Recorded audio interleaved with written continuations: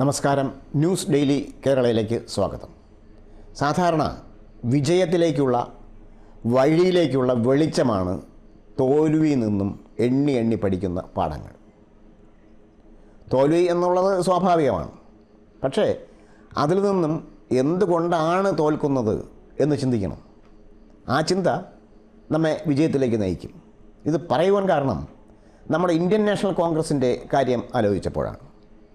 തോൽവികളിൽ നിന്ന് പാഠം പഠിക്കാത്ത ലോകത്തെ ഏക രാഷ്ട്രീയ പാർട്ടിയായിരിക്കും ഇന്ത്യൻ നാഷണൽ കോൺഗ്രസ്. ജനങ്ങൾ കനിഞ്ഞു നൽകുന്ന വിജയത്തെ മാനിക്കാനും അവർ തയ്യാറാകുന്നില്ല.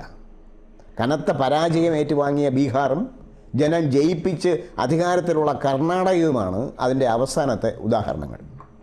ബീഹാറിലെ തോൽവിക്ക് സാങ്കേതികമായി മറുപടി നൽകാൻ കോൺഗ്രസിനും ഇന്ത്യ സഖ്യ കക്ഷികൾക്കുമൊക്കെ കാരണങ്ങളേറെ ഉണ്ട്. അതിൽ പ്രധാനം വോട്ട് മോഷണം തന്നെയാണ്. അതല്ലാതെ ബീഹാറിലെ NDA സഖ്യത്തിന് ഇതുപോലൊരു വാരലിനുള്ള സാഹചര്യങ്ങളൊന്നും തന്നെ അവിടെ നിലവിലില്ല. ഭരണത്തിൻ്റെ തണലിൽ സംസ്ഥാനത്തിൻ്റെ സാമ്പത്തിക സ്ഥിതി പരിഗണിക്കാതെ ലക്ഷക്കണക്കിന് സ്ത്രീകളുടെ അക്കൗണ്ടിലേക്ക് നേരിട്ട് പണം നൽകി സ്വാധീനിക്കുവാനും അവർക്ക് സാധിച്ചു. ഇത് നഗ്നമായ പെരുമാറ്റ ചട്ടലംഘനവും പണം നൽകിയുള്ള വോട്ട് വാങ്ങലുമാണ്. ഇതൊക്കെ BJPയുടെ സഖ്യകക്ഷി എന്നതുപോലെ പ്രവർത്തിക്കുന്ന കേന്ദ്ര തിരഞ്ഞെടുപ്പ് കമ്മീഷൻ ഒരു നടപടിക്കും തയ്യാറായില്ലെന്നുള്ളതാണ് മറ്റൊരു ഖേദകരമായ കാര്യം. എന്നാൽ അതുമാത്രമല്ല, പരാജയത്തിന് കാരണമെന്നും കോൺഗ്രസിൻ്റെ തന്നെ പ്രശ്നങ്ങളാണെന്നും പ്രമുഖ നേതാക്കൾ വരെ തുറന്നു പറഞ്ഞിരിക്കുകയാണ്. മുതിർന്ന നേതാവ് താരിഖ് അൻവർ ഉൾപ്പെടെ ഈ ആരോപണം ഉന്നയിച്ചിട്ടുണ്ട്.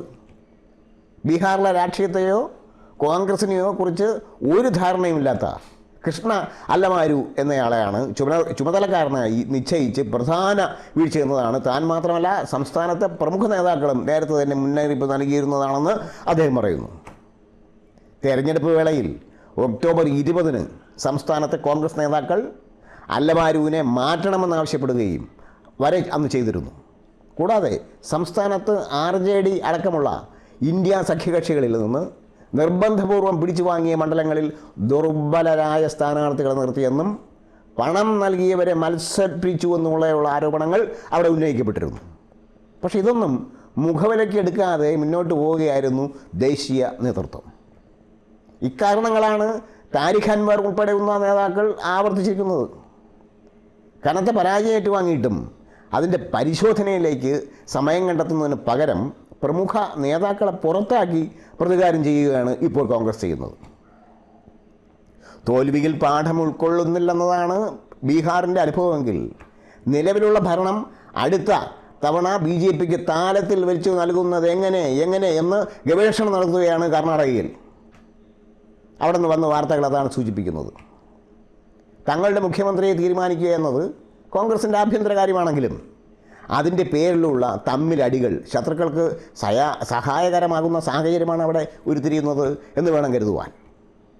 BJPയുടെ ഭരണത്തിന് കീഴിൽ സാമൂഹ്യക്ഷേമത്തിനും വികസനത്തിനും പകരം വർഗീയ ചേരുതിരിവുകളും സാമുദായിക പ്രശ്നങ്ങളും നേരിടേണ്ടി വന്ന ജനങ്ങൾ മനം മടുത്താണ് 2.5 വർഷം മുമ്പ് കോൺഗ്രസിനെ അവിടെ അധികാരത്തിലെത്തിച്ചത്. എന്നാൽ അന്ന് മുതൽ ഇന്ന് വരെ തമ്മിലടിയും ആഭ്യന്തര പ്രശ്നങ്ങളും കാരണം വലയുന്ന കോൺഗ്രസിന് യഥാർത്ഥത്തിൽ മികച്ച ഭരണം കാഴ്ചവെക്കുവാൻ സാധിച്ചിട്ടേയില്ല. അടിസ്ഥാന ജനവിഭാഗങ്ങളുടെ പ്രശ്നങ്ങൾക്ക് പരിഹാരം കാണുവാനായിട്ടില്ല. ഈ ഒരു സാഹചര്യമാണ് നിലവിലുള്ളതെങ്കിലും മുഖ്യമന്ത്രി പദത്തിന് വേണ്ടിയുള്ള തമ്മിലടി ഇപ്പോൾ അവിടെ രൂക്ഷമായിരിക്കുകയാണ്.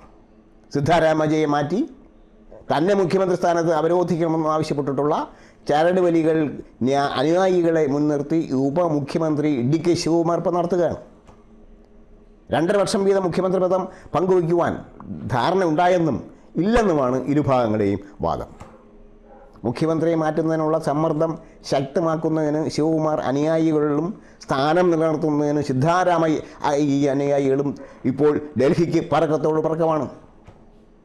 ഇതിനിടെ രണ്ടുപേരുമല്ല താനാണ് വേണ്ടതെന്ന് പറഞ്ഞ് മുതിർന്ന നേതാവും ആഭ്യന്തരമന്ത്രിയുമായിട്ടുള്ള പരമേശ്വരയെയും രംഗത്തെത്തിയിട്ടുണ്ട്. ഇതോടെ ഒരു മുഖ്യമന്ത്രി സ്ഥാനത്തിന് വേണ്ടി 3 പേർ പിടിവള്ളി നടത്തുന്നതായാണ് കർണാടകയിലെ കാഴ്ച. ജനങ്ങൾ നൽകുന്ന താക്കീതുകളെ പഠിക്കുവാനോ അവസരങ്ങളെ ഉപയോഗിക്കുവാനോ താല്പര്യമില്ലെന്നും അധികാരവും കയ്യിട്ട് വാരലും സീറ്റുകൾ വിൽപ്പന നടത്തി പണമുണ്ടാക്കലും മാത്രമേ ലക്ഷ്യം വയ്ക്കുന്നുള്ളൂ എന്നുമാണ് കർണാടകയും ബീഹാറും തെളിയിക്കുന്നത്. വിശാലമായ ഇന്ത്യ മുഴുവനും ഭരിച്ചിരുന്ന കോൺഗ്രസ് ഇപ്പോൾ കേവലം 3 സംസ്ഥാനങ്ങളിൽ മാത്രം അധികാരം കൈയാളുന്ന വിധം തകർന്ന് അടിഞ്ഞിരിക്കുകയാണ്. കർണാടകയ്ക്ക് പുറമെ തെലുങ്കാന, ഹിമാചൽ പ്രദേശ് എന്നിവയാണ് അവ. എന്നിട്ടും തങ്ങളുടെ ശക്തി ദൗർബല്യങ്ങൾ മനസ്സിലാക്കുവാൻ കോൺഗ്രസ് സന്നദ്ധമാകുന്നില്ല. ഇത് യഥാർത്ഥത്തിൽ BJP RSS കൂട്ടുകെട്ടിനെയാണ് സഹായിക്കുന്നത് എന്നുള്ളത് ഈ സ്വയം തിരിച്ചറിയുന്നില്ല എങ്കിൽ കോൺഗ്രസ് എന്ന പാർട്ടി തന്നെ അപ്രസക്തമാകുന്ന കാര്യത്തിൽ സംശയമില്ല.